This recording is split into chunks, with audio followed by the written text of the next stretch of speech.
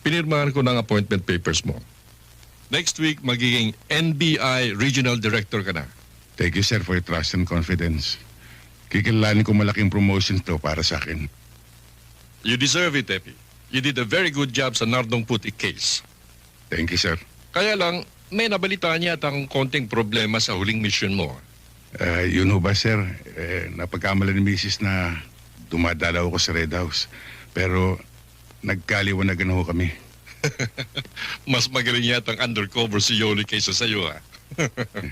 Ganun na nga ho, sir. Kaya maingat ho tayo. At ang pinaka-effective na pag-iingat ay huwag nang gumawa ng kalokohan, di ba, Epi? Coming from you, mukhang tama nga, sir. Teka. May ibig kaya tang sabihin doon, ha?